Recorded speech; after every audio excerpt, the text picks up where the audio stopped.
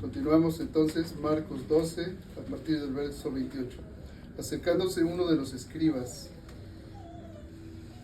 que los había oído disputar, sabía que les había respondido bien. Le preguntó, ¿cuál es el primer mandamiento de todos?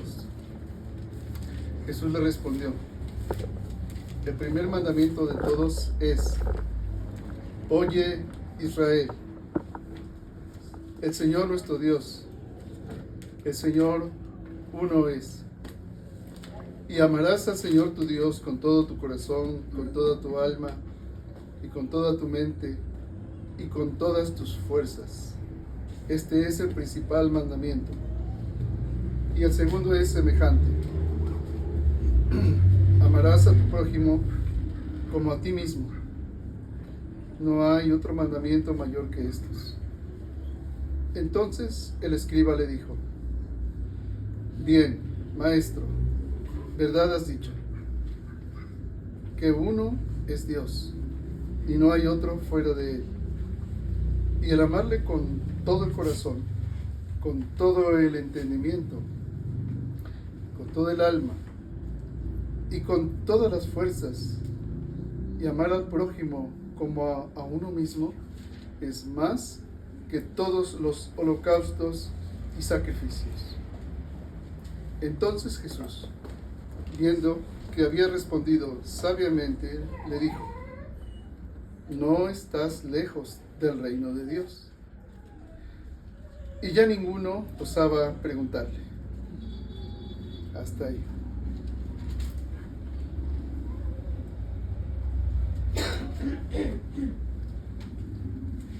Realmente cuando estaba yo pensando en este tema se me hizo bastante difícil cómo planteárselo, porque todas las enseñanzas de la Escritura giran alrededor del primer mandamiento, todas. ¿Qué podría decirles o qué podemos pensar acerca de esto? De esta pregunta de cuál es el primer mandamiento de todos. Bueno, pues hay muchas cosas que pudiera decirles, pero algunas que el Señor puso en mi espíritu son estas. Dense cuenta que este escriba respondió sabiamente al Señor Jesús. Y esto es algo que yo quiero que pensemos. Si yo les preguntara a ustedes cuál es el primer mandamiento, pues más que obvio que ya lo leímos, ¿no? Pero aquí el escriba entendía perfectamente cuál era el primer mandamiento, como cualquiera de nosotros lo puede comprender. Todos entendemos qué es el primero y más grande mandamiento. Oye Israel, el Señor nuestro Dios, el Señor uno es, y amarás al Señor tu Dios con todo tu corazón y con toda tu alma y con toda tu mente y con todas tus fuerzas. Este es el principal mandamiento. Y el segundo es semejante. Amarás a tu prójimo como a ti mismo. No hay otro mandamiento mayor que estos. El escriba responde lo mismo que el Señor dijo, y Jesús vio que respondió sabiamente, pero el detalle es este. Le dijo, no estás lejos del reino de Dios. Porque hay una enorme diferencia entre comprender cuál es el primer y más grande mandamiento, del cual se derivan todas las reflexiones que hemos hecho a lo largo de los años, porque giran alrededor de este mandamiento y están encaminadas a que Cristo sea el centro, a que Dios sea el centro de todo. Pero el gran peligro es que Dios mismo nos está señalando cuál es el primer gran mandamiento y nosotros podemos comprenderlo. Es más, le podemos responder al Señor en oración sabiamente lo mismo que este escriba, pero no está cerca del reino de Dios. El escriba estaba delante de Dios mismo en velo de carne, Le responde sabiamente al Hijo de Dios, a Dios mismo. Y Jesús le dice, no estás lejos del reino de Dios, pero todavía no ha entrado.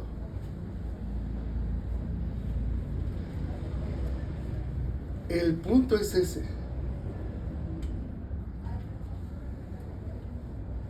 En el Evangelio se nos dice en distintas escrituras, el reino de Dios entre vosotros está. El reino de Dios, no dirán él aquí o él allá.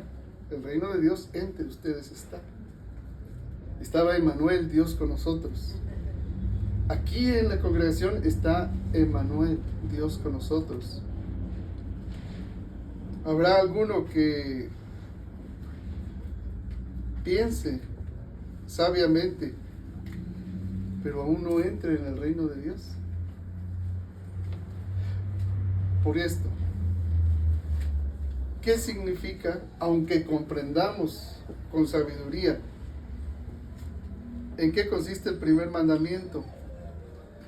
El punto es no solo eso, sino estar dentro del mandamiento, vivir en el mandamiento.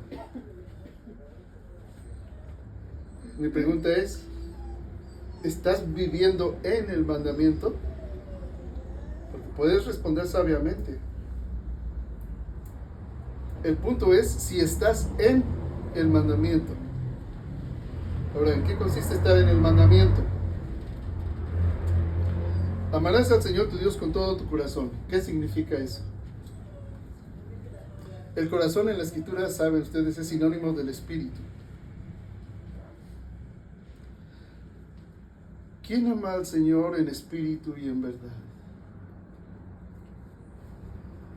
Solamente aquel que ha recibido a Jesucristo en el corazón.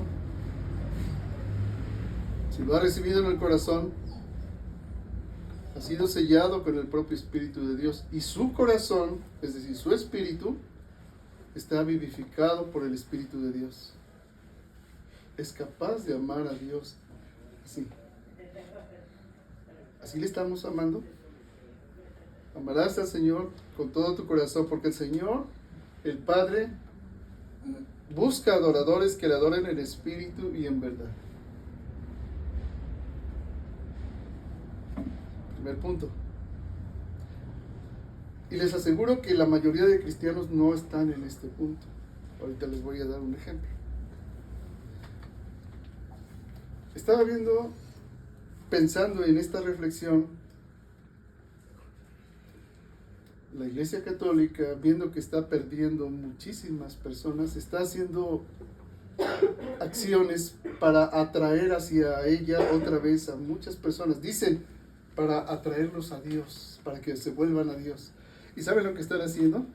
Están juntando, dice, a todos los influencers, a los youtubers católicos y a los influencers católicos, conjuntándolas en reuniones no sacramentales, pero sí en auditorios, con el obispo a la cabeza, los sacerdotes, los seminaristas, para que esos influencers den su, entre comillas, su testimonio.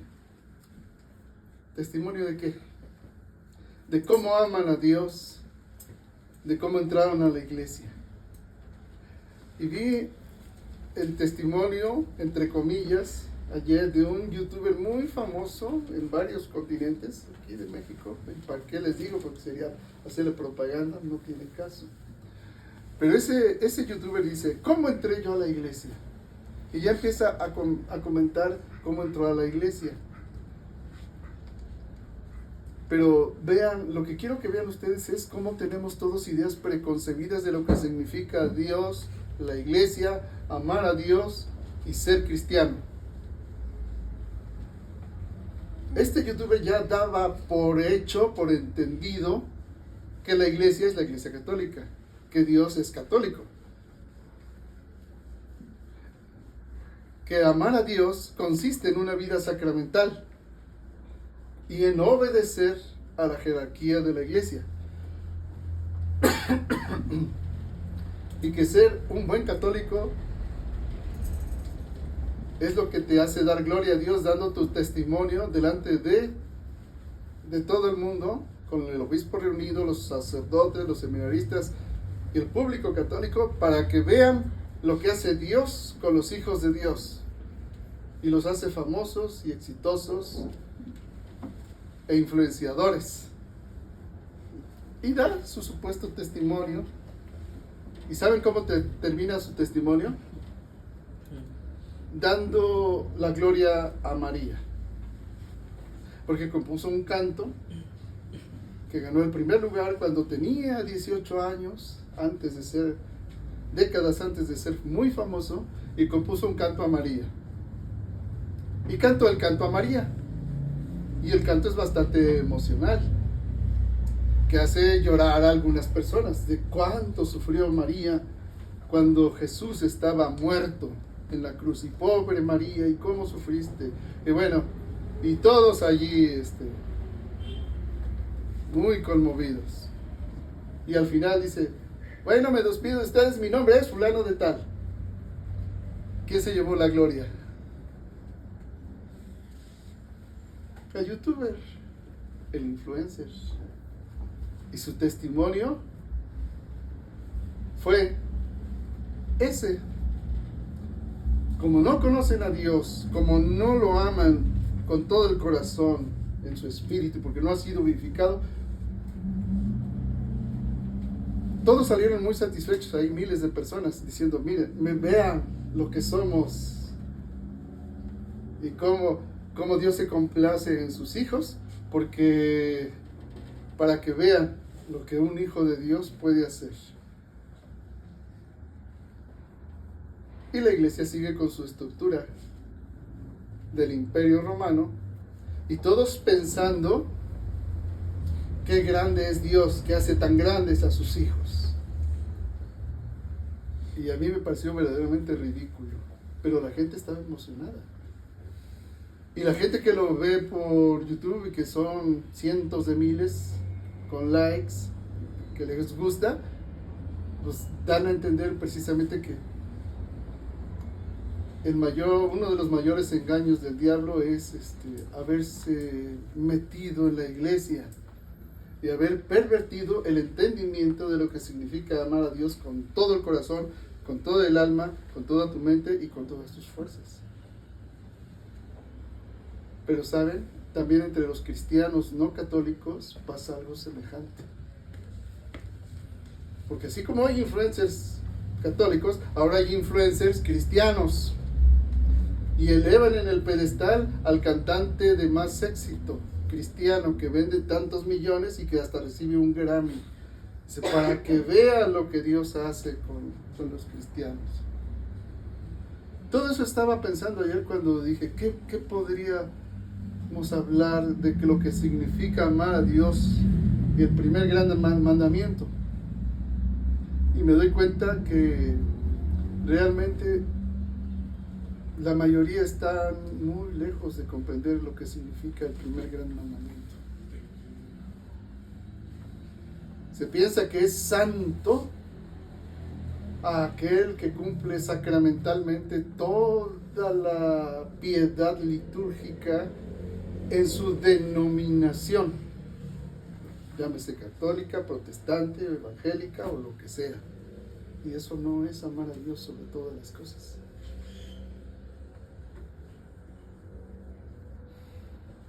Segundo punto: y amarás al Señor tu Dios con toda tu alma. ¿Cuáles son las facultades del alma? La inteligencia, la voluntad, las emociones, los sentimientos. Y noten que el Señor dice con toda tu alma. Tu inteligencia está abocada principalmente en su esfuerzo intelectual a conocer a Dios. El Señor nos dice en la reflexión pasada: ustedes yerran al ignorar las Escrituras y el poder de Dios. En el alma es donde está el conocer las Escrituras. Pero entender las Escrituras solo se puede hacer con el poder de Dios. Porque si solamente las entendemos con el alma, sin la iluminación del Espíritu Santo, únicamente somos personas religiosas. Nada más. Pero los religiosos, en ese sentido, piensan que son espirituales. Cuando Dios verdaderamente es amado con toda tu alma, no gobiernan tus emociones sobre ti, ni tus sentimientos. Pero en la mayoría de los cristianos, lo que gobiernan son las emociones y los sentimientos. Y cuando hay que tomar decisiones de obediencia a Dios, como los sentimientos son mayores en el amor por un hijo, por una hija, por el esposo, por la esposa o por ti mismo, Dios queda en segundo lugar.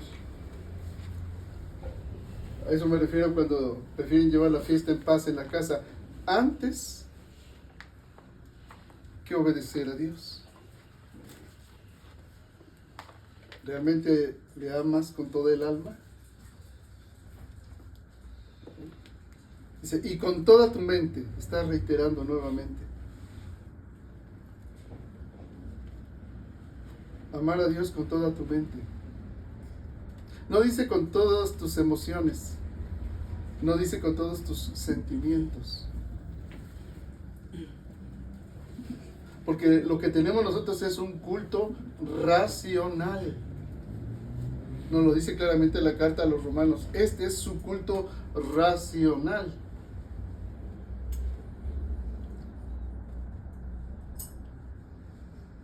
Uno de los frutos del Espíritu es la mansedumbre y el dominio propio. Y eso está por encima de los sentimientos y de las emociones. Quien dice que ama a Dios sobre todas las cosas, pero todavía es dominado por su temperamento o por su carácter, no ama con toda el alma, con toda la mente a Dios. Todavía no. Quien no es capaz de sujetar todo pensamiento a la obediencia a Cristo, todavía no puede decir que ama a Dios con toda su mente. ¿Qué domina en tus pensamientos? Hoy en día se dice que una sociedad tan psicopatizada, narcisista, llena de dolencias mentales. La depresión es una epidemia, de hace unos días también entre los jóvenes de la UNAM. La depresión está aumentando exponencialmente.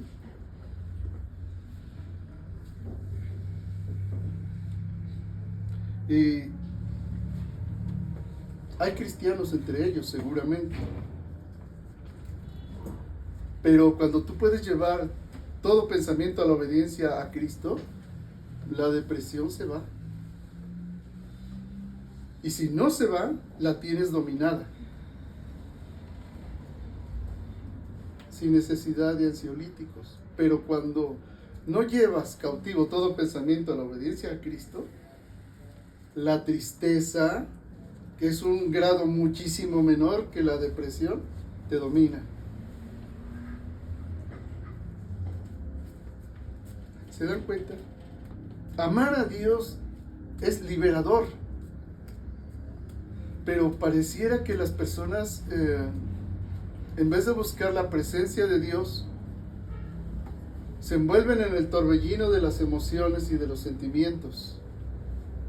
Y así viven.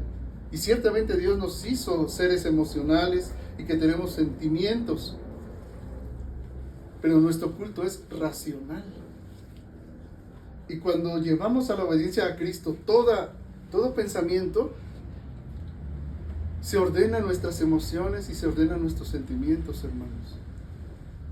No somos presas del temperamento, ni del carácter, ni de las circunstancias, ni de las emociones o sentimientos de los otros. No reaccionamos ya, respondemos racionalmente. Respondemos en vez de reaccionar. Por ejemplo, en el fútbol, ahí más bien todos reaccionan. Pero si un jugador es más racional,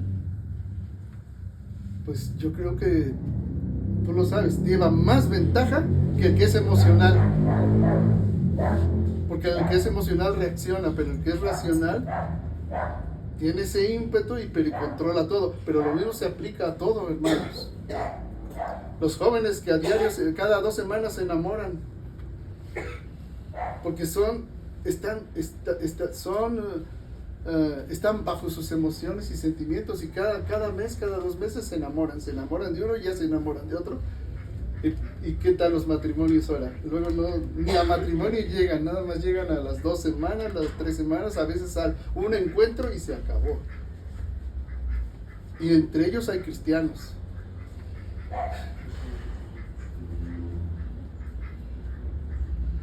Y la última parte, y con todas tus fuerzas. Es decir, con tu cuerpo. Las fuerzas están en el nivel corporal, en el cuerpo. ¿Amas a Dios con tus fuerzas? Dice la Escritura que no pongan sus cuerpos, sus miembros al servicio del pecado como antes, cuando no conocían a Dios. Pero hay quienes sirven solo a su cuerpo, porque se aman tanto a sí mismos que solo están en el gimnasio. Pero no es para servir a Dios, ni es por salud, es por un narcisismo. ¿Cómo están sirviendo a Dios? Si amas a Dios con todas tus fuerzas, con tu cuerpo es templo del Espíritu de Dios. ¿Lo adornas para Dios o lo adornas para ti? No estoy diciendo que no te ames, sino que ames a Dios más de lo que te amas a ti. Por el Señor es lo que dice. No dice que no te ames. Pero cuando tú amas a Dios con todas tus fuerzas, las fuerzas corporales, tus fuerzas corporales, es decir, tu cuerpo está al servicio, está a la adoración a Dios. Cuando le amas con todas tus fuerzas, ahí entra cómo te vistes.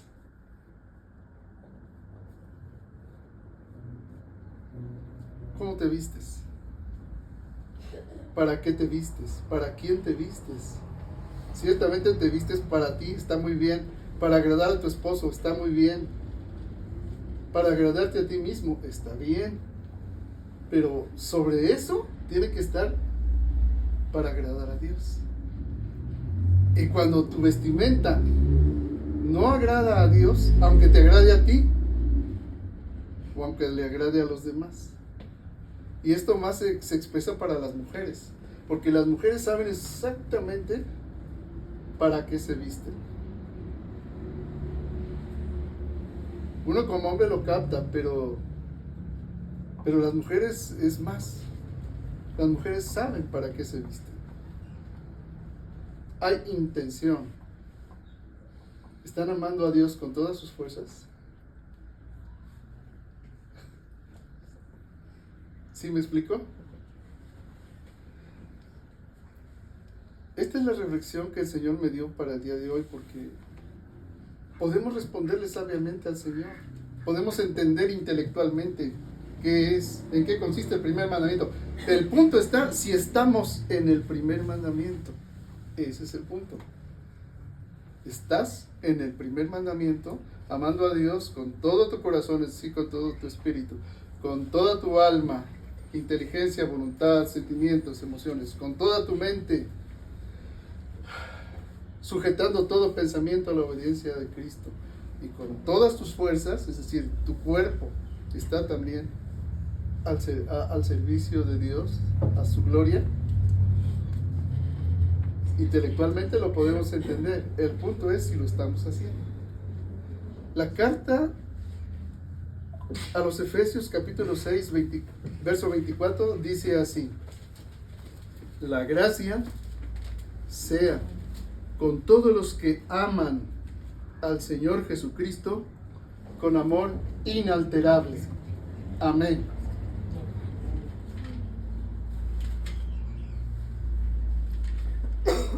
El Señor nos dio la capacidad para amarle así. Dice, recibirán poder y me serán testigos. Cuando dice testigos es martureo, mártires. Es decir, vas a ser capaz de obedecer al Señor hasta la muerte, hasta dar la vida literalmente por Él. Esa es la prueba más extrema del amor a Dios, si Dios lo permitiera. Pero ¿saben qué? La mejor prueba que tú puedes darle a Dios es que en la vida ordinaria le ames sobre todas las cosas. Esa es la mejor prueba. No necesariamente que te ponga el Señor en un extremo de que tengas de que dar la vida por Él. Porque como otras veces les he dicho, puede ser más fácil dar la vida por el Señor Jesús que vivir cada día ordinario para el Señor Jesús. ¿Sí? Entonces, no vayamos a quedarnos nosotros como este escriba a quien el Señor Jesús, viendo que había respondido sabiamente, verso 34, le dijo: no estás lejos del reino de Dios. No. Es decir, ya está cerca, pero no ha entrado. Yo quiero pensar que los que estamos aquí todos hemos entrado, y de los que escuchan la grabación quieran entrar y puedan entrar al nacer de lo alto. Pero más allá de entender intelectualmente y responder con sabiduría al Señor, respondámosle sabiamente, pero con una vida que está en el mandamiento. Amén. Pues hasta aquí la reflexión, hermanos. Esta es la reflexión para mí. ¿Te habló la palabra de Dios, hermano?